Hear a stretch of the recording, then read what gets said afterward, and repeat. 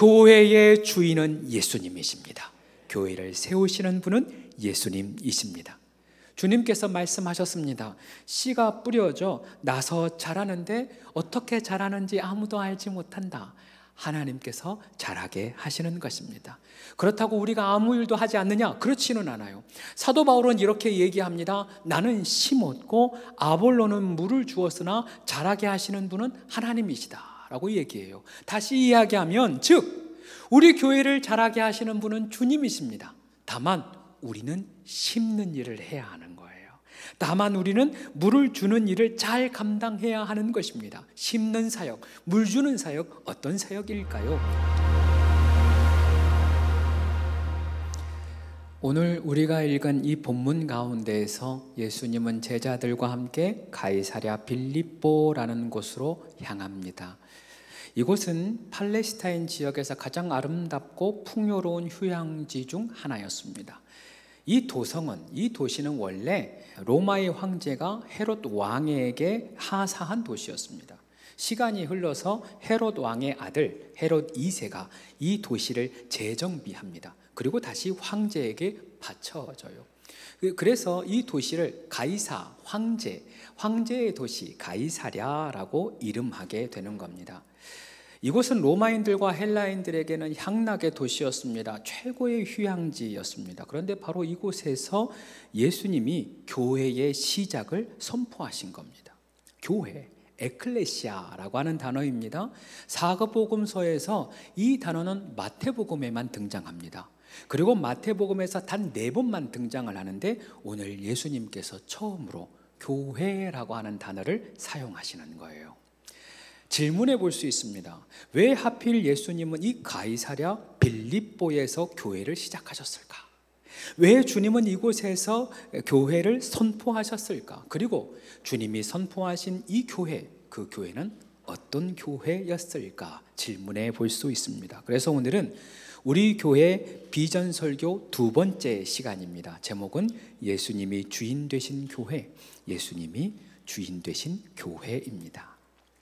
언급하였듯이 이곳 가이사랴 빌립보는 황제의 도시입니다. 그 이름에 걸맞게 황제의 숭배를 위한 신전이 있었어요. 더불어서 우리가 들으면 알만한 수많은 신들이 이곳에 신전을 세워 놓습니다. 신이 신전을 세운 건 아니죠. 말이 잘못 나왔습니다. 그들을 위한, 그 신들을 위한 신전이 세워졌어요. 그 중에 가장 큰 신전이 판신전이라고 합니다. 그곳에 동굴이 있는데 그 동굴에서 판이라고 하는 신이 태어났다는 거예요. 그 앞에 신전을 거대하게 세워 놓았습니다. 제가 이곳을 가봤다는 거 아닙니까? 제가 이 이야기를 하고 싶어서 얼마나 입이 근질근질했나 몰라요. 말씀드렸듯이 이곳은 아름다운 정원입니다. 물이 흘러요. 그리고 꽃이 만발합니다. 광야와 사막이 가득한 이스라엘에서 이곳처럼 아름다운 것이 흔치 않습니다. 그 정원을 따라 올라가면 절벽길이 나타나거든요. 그 절벽에 동굴이 있습니다. 그 동굴 앞에 가보니까 그 동굴을 주변으로 하는 그 판신전의 터가 아직도 남아 있습니다. 얼마나 그 규모가 큰지 몰라요. 그것뿐만 아닙니다. 그곳을 지나가면 수많은 이방신들을 향한 신전들이 즐비하게 여전히 남아 있습니다. 우리로 따지면 무당집, 점집, 즐비하게 있는 거예요. 당시 저희를 가이드해 주신 목사님께서 그 신전 앞에 저를 서라고 하더라고요. 섰어요. 그리고 크게 외치래요. 주는 그리스도시요 살아계신 하나님의 아들입니다. 너무 창피한 거예요. 내가 목사인데도 앞에 외국 사람들이 많이 있고 한국 사람들이 있고 수많은 세계의 사람들이 있는데 그 앞에서 이걸 외치는 게 쉽지는 않았어요. 그런데 소리가 작으면 다음 코스로 안 간대요. 한 번 더 크게 외쳤습니다. 주는 그리스도시요 살아계신 하나님의 아들입니다. 이렇게 외치고 나니까 우리 주님이 왜 이곳에서 교회를 선포했는지 금방 이해가 됩니다.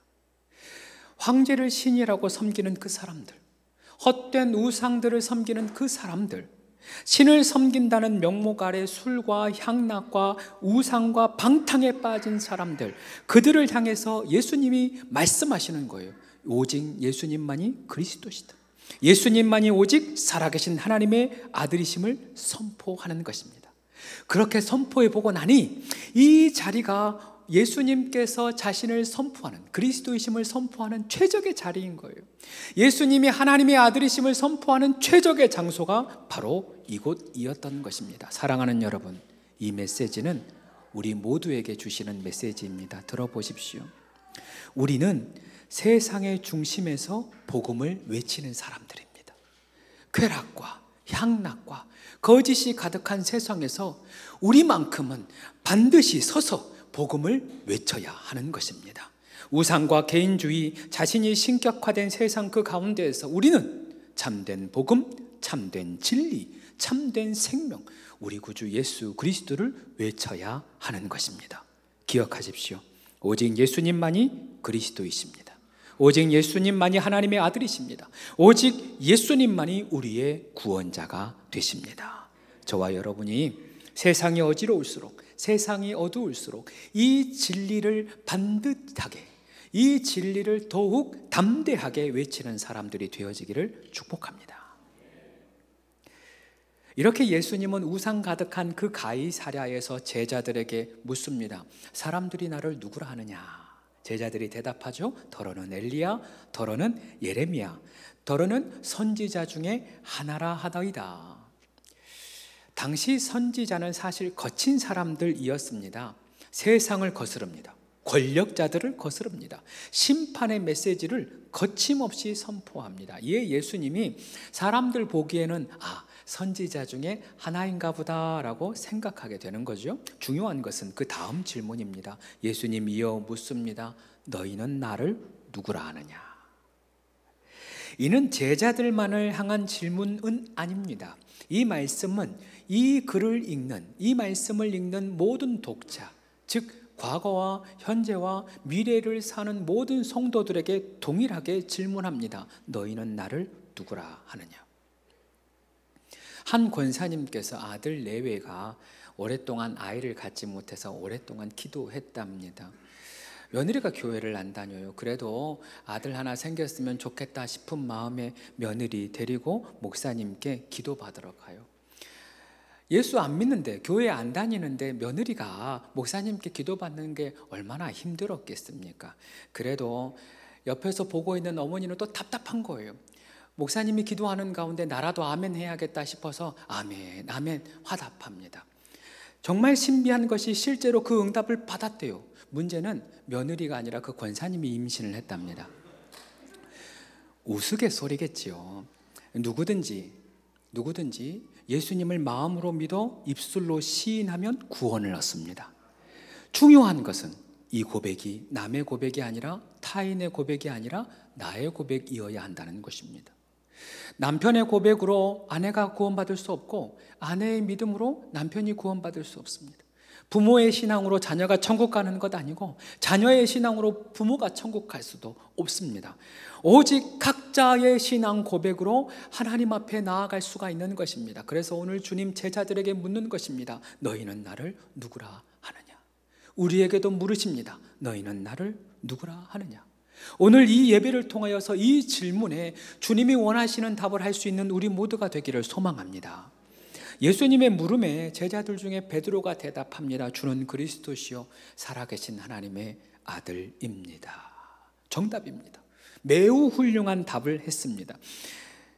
베드로가 우리가 보기에 예측할 수 없는 말, 예측할 수 없는 행동을 자주 해요. 그런데 이처럼 훌륭한 대답을 할 때도 있었습니다. 그런데 이 이야기가, 이 대답이 예수님 보기에 단번에 알아요. 그게 베드로가 한 대답이 아니라 하나님이 주신 답이에요. 이렇게 이야기하십니다. 시몬아, 내가 복이 있도다. 이를 내게 알게 한 이는 혈육이 아니요 즉 사람이 아니요 하늘에 계신 내 아버지시니라 말씀하십니다. 그렇습니다.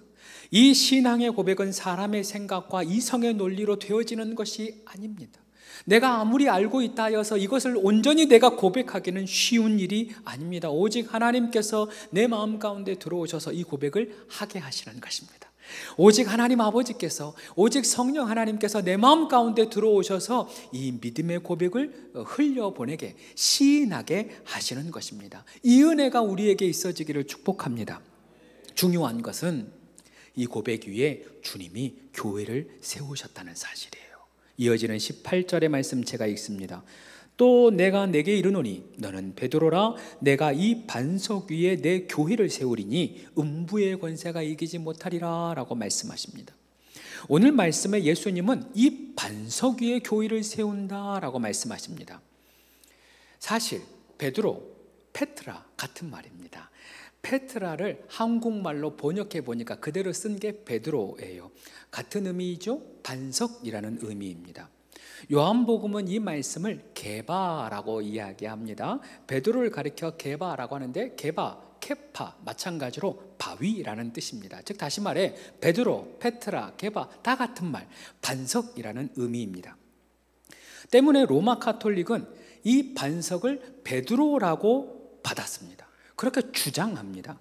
그래서 베드로를 초대 교황으로 삼아요. 이미 죽고 없는 베드로를 그분이 초대 교황이다 라고 하고, 예수님께서 그에게 전권을 맡기셨으니 이어지는 교황에게 마찬가지로 정권이 부여된다라고 주장합니다. 그래서 심지어 베드로 위에 교회를 세운다고 했으니까 그 베드로 무덤 위에 성당을 지어요. 그 성당이 바티칸 대성당입니다. 베드로는 무슨 죄예요? 생각해 보세요, 여러분. 예수님께서 오실 때 부활할 텐데 베드로는 그 성당을 뚫고 부활해야 되는 거예요. 저만 재밌나요?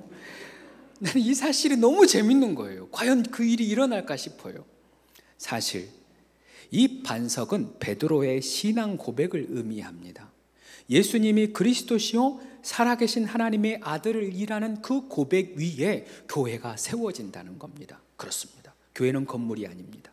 교회는 재정으로 세워지는 것이 아닙니다. 우리가 교회를 이만큼 아름답게 준비했지만 이 건물은 우리가 예배하는 장소이지 교회 자체가 될 수는 없습니다. 교회는 성도들의 믿음 위에 세워집니다. 교회는 성도들의 신앙 고백 위에 세워지는 것입니다. 그래서 우리의 신앙 고백이 중요한 거예요. 여러분에게 다시 묻습니다. 여러분에게 예수님은 누구십니까? 베드로의 고백으로 우리가 함께 고백해 보십시다. 주님은 그리스도시요 살아계신 하나님의 아들입니다. 시작. 그렇습니다.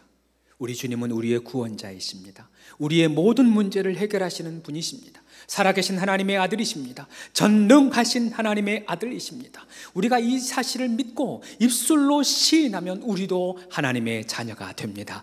그 순간 천국 백성이 됩니다. 예수님의 구원하심을 이 생과 내생에 경험하게 되는 것입니다. 사망과 저주는 끝이 나고 주님의 권능이 나의 권능이 되는 것입니다. 할렐루야. 특별히 오늘 예수님은 이 고백을 반석이라고 이야기합니다. 무슨 의미일까요? 우리의 이 믿음이 흔들려서는 안 된다는 것입니다. 예수님을 향한 신앙의 고백이 흔들려서는 안 된다는 것입니다. 예수님이 주님이시요 하나님의 아들이라는 이 믿음이 흔들리면 교회가 흔들린다는 거예요. 신앙생활 하다 보면 사람 때문에 시험 들 때가 있어요. 관계 때문에 시험 들 때가 있어요. 오늘 이 말씀을 그때 기억하셔야 됩니다. 우리의 신앙의 고백이 반석처럼 굳게 서 있으면 시험 들 일이 없어요.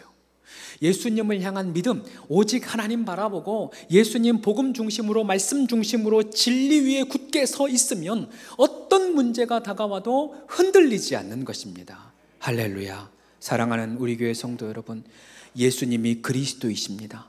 예수님이 살아계신 하나님의 아들이십니다. 예수님만이 길이요, 예수님만이 진리요, 예수님만이 생명이요 능력입니다. 이 흔들리지 않는 신앙, 흔들리지 않는 복음, 흔들리지 않는 믿음 위에 우리의 삶이 세워지기를 소망합니다. 우리의 가정이 그 위에 세워지기를 소망합니다. 우리의 교회가 반석 위에 서는 교회가 되기를 축복합니다. 여기서 우리는 18절 예수님께서 하신 그 말씀을 다시 한번 상고해 볼 필요가 있어요. 예수님이 지금 내가 이 반석 위에 내 교회를 세운다 말씀하십니다. 이 말씀의 악센트는 내가에 있습니다. 두 번의 악센트를 우리 주님 얘기하시죠. 첫 번째, 예수님께서 교회를 가리켜 내 교회, 나의 교회라고 말씀하십니다. 교회, 즉 에클레시아는 원어적인 의미로 부름받은 사람들의 모임이라고 말씀드렸어요. 내 교회라고 하는 그 말은 내가 부른 사람들의 모임, 주님이 부른 사람들의 모임이라는 것입니다. 즉 다시 말해 교회는 주님의 것이라는 것입니다. 우리가 우리의 의지로 이곳에 온 것 같지만 그렇지 않습니다. 오직 주님께서 이곳에 우리를 인도해 주신 것입니다. 우리의 공동체는 주님의 것입니다. 그래서 교회의 머리는 예수 그리스도가 되는 것이죠. 어린 시절에 섬에서 교회에 다니다 보니까 집도 작고 교회도 작은데 그때만큼은 교회가 너무 크게 보여졌어요. 온 동네 사람들이 우리 교회에 다 모일 수 있었으니까 교회는 참 큰 곳이라고 저는 여겨졌습니다. 교회 바로 앞에 사택이 있었어요. 그 사택에 주일이 되어지면 밥 먹고 그곳에 식사의 교제를 나눴습니다. 뿐만 아니라 그 사택 건너편에는 교육관이 있었습니다. 섬교회라고 무시하면 안 돼요, 여러분. 그 교육관에서 탁구도 치고 달란트 시장도 하고 얼마나 재밌는 시간을 보냈는지 몰라요. 어린 마음에 이만큼 큰 교회 담임 목사님 참 부자다 싶었어요. 담임 목사님이 교회의 주인 같은 거예요, 저에게는. 지금도 그렇게 생각하시는 분들이 계십니다. 일부 성도님들이 교회의 주인은 담임 목사다라고 생각할 수 있어요. 그러나 그렇지 않습니다. 담임 목사는 하나님께서 교회에 파송시킨 목사의 직분을 받은 사람일 뿐입니다. 교회의 주인은 오직 예수님입니다. 성도 여러분들도 마찬가지예요. 우리가 인사할 때 이 교회는 여러분의 교회입니다 라고 인사를 해요. 그러다 보니까 정말 우리 교회가 여러분 건 줄 알아. 지분을 달라고 해. 그럴 수는 없는 거예요. 힘 있는 사람, 돈 있는 사람에 의해서 교회가 좌지우지 되어서는 안 된다는 것입니다. 오직 예수님만이 교회의 주인이시니까 말씀에 순종하고 말씀 따라가고 주님께서 주인 되신 교회를 만들어 가야 하는 것입니다. 우리의 뜻이 예수님보다 앞설 수가 없습니다. 늘 주님의 뜻을 묻고 주님이 가라 하시면, 주님이 오케이 하면 가는 거예요. 그러나 주님이 그 마음이 아니다 라고 하면 멈출 수 있는 교회가 주님의 교회, 우리 교회인 것입니다. 두 번째, 예수님께서는 예수님 자신이 교회를 세우는 분이시라고 강조하고 있어요. 내가 내 교회를 세운다. 내가 내 교회를 세운다 말씀하십니다. 그렇죠. 교회가 예수님이 부른 사람들의 모임이라면 그 교회 시작하신 분이 예수님이십니다. 오늘 예수님이 그 교회를 시작하고 계십니다. 그리고 그 교회를 이루시는 분이 예수님이십니다. 교회를 세우시는 분이 예수님이시고 교회를 음부의 권세에서 지켜내시는 분이 예수님이시고 교회를 번성케 하시고 부흥케 하시는 분이 우리 예수님인 것입니다. 우리가 기도하고 우리가 지어가는 것 같지만 아닙니다. 실상은 우리 주님이 하시는 것입니다. 우리가 애쓰고 우리가 노력한 것 같지만 그렇지 않습니다. 우리 주님이 감동을 주시고 우리 주님이 섬기게 하시고 우리 주님이 일하게 하셔서 이 교회가 주님으로 말미암아 세워지는 것입니다. 교회를 개척하면서 많은 분들이 저를 격려해 주셨어요. 응원해 주셨어요. 감사한 일이에요. 그 중에 가장 많이 들었던 말이 목사님 교회는 빨리 부흥할 거라고, 목사님은 잘 될 거라고, 크게 성장할 거라고 이야기합니다. 그러면서 우리 교회는 안 와요. 우리 성도들도 똑같아요. 자꾸만 의자를 더 사재요. 아니, 이 100석 있는 의자가 아직 반밖에 안 찼는데 의자를 더 사자, 예배를 늘리자. 마찬가지로 일부 예배 오지도 않아. 그럼에도 불구하고 예배를 늘리자, 부교역자를 더 두자라고 얘기해요. 어디서 그런 믿음이 나타났나 몰라요. 그 말을 들을 때마다 감사해요. 목사가 부족하니까 성도가 믿음이 좋은 거예요. 감사해요. 그래도 제 마음에는 문득문득 의구심이 듭니다. 불안함이 생길 때도 있어요. 나 같은 사람도 이 교회 목회하는 것이 잘 될 수 있을까? 나 같은 사람이 목회하는데 하나님이 이 교회 성장시켜 주실까? 이 교회 과연 잘 성장할 수 있을까? 잘 이끌어갈 수 있을까? 매일같이 고민하고 매일같이 기도합니다. 그때마다 제가 붙드는 말씀이 바로 이 말씀입니다. 오늘의 말씀입니다. 내가 이 반석 위에 교회를 세울 것이다. 내가 이 교회를 세울 것이다. 그때마다 제 마음을 다잡습니다. 내가 하는 것이 아니다. 주님이 하는 것입니다. 내가 하는 것이 아니다. 하나님이 하시는 것이다. 여러분이 하는 것이 아닙니다. 우리 주님이 하시는 것입니다. 이 말씀을 붙들므로 말미암아 우리 교회는 주님의 교회가 되는 것입니다. 우리가 하는 것 아니요 오직 영광도 주님께 올려드리고 감사도 주님께 올려드리고 주님 따라가면 우리 주님이 우리 교회를 멋지게 세워가 주실 줄로 믿습니다. 말씀을 정리합니다. 교회의 주인은 예수님이십니다. 교회를 세우시는 분은 예수님이십니다. 주님께서 말씀하셨습니다. 씨가 뿌려져 나서 자라는데 어떻게 자라는지 아무도 알지 못한다. 하나님께서 자라게 하시는 것입니다. 그렇다고 우리가 아무 일도 하지 않느냐? 그렇지는 않아요. 사도 바울은 이렇게 얘기합니다. 나는 심었고 아볼로는 물을 주었으나 자라게 하시는 분은 하나님이시다 라고 얘기해요. 다시 이야기하면 즉 우리 교회를 자라게 하시는 분은 주님이십니다. 다만 우리는 심는 일을 해야 하는 거예요. 다만 우리는 물을 주는 일을 잘 감당해야 하는 것입니다. 심는 사역, 물 주는 사역, 어떤 사역일까요? 기도를 심는 겁니다. 말씀을 심는 겁니다. 은혜를 심는 것입니다. 저와 같이 진리를 심는 것입니다. 사랑을 심는 것이요 축복을 심는 것입니다. 우리가 날마다 이 심는 사역을 애써서 감당하면 우리 하나님이 자라게 하시는 것입니다. 우리에게 주어진 하나님께서 주신 그 사역을 충성스럽게 감당할 때 어느새 주님께서 우리 교회를 키워가시고 세워가시고 성장케 하여 주시는 것입니다. 확실히 그리 되어질 줄로 믿습니다. 우리가 알지 못하는 방법으로 우리 하나님이 우리의 가정과 우리의 삶과 우리의 교회를 세워가시는 것이에요. 다시 말씀드립니다. 교회의 주인은 예수님이십니다. 그 누구도 예수님보다 앞서서는 안 됩니다. 그 누구도 예수님의 말씀보다 더 큰 소리가 내어져서는 안 되는 것입니다. 우리 교회가 오직 예수님의 소리만 크게 들려지는 교회가 되길 소망합니다. 더불어서 교회를 세우시는 분은 예수님이십니다. 내 힘으로 안 됩니다. 내 능력으로 안 됩니다. 그저 우리는 말씀과 기도를 심을 수밖에 없습니다. 그래서 이 한 주간 말씀을 심어 보려고 하는 거예요. 이 한 주간 기도를 심어 보려고 하는 것입니다. 이 한 주간 우리 교회의 주인 되신 예수님을 우리의 심령에 심어 보려고 하는 거예요. 매일 아침마다 6시 이곳을 찾아오십시오. 그러면 우리가 함께 우리의 심령에 예수님을 심을 겁니다. 말씀을 심을 겁니다. 은혜를 심을 겁니다. 그러면 나의 신앙이 성장되어지고 우리의 가정이 말씀 안에 다시 세워지고 우리의 교회가 주님으로 말미암아 세워지는 은혜를 경험하게 될 것입니다. 우리 교회 주님이 붙들어 주실 것입니다. 우리의 가정 주님이 승리케 하여 주실 것입니다. 사랑하는 성도 여러분, 그 교회의 주인공이 여러분입니다. 이 교회를 세워가는 주인공이 여러분입니다. 여러분의 심령에 오직 우리 교회의 주인이 예수님이시오, 우리 교회를 이끄시는 분이 예수님이라는 이 믿음을 강하게 세워가시기를, 강하게 붙들어 가시기를 소망합니다.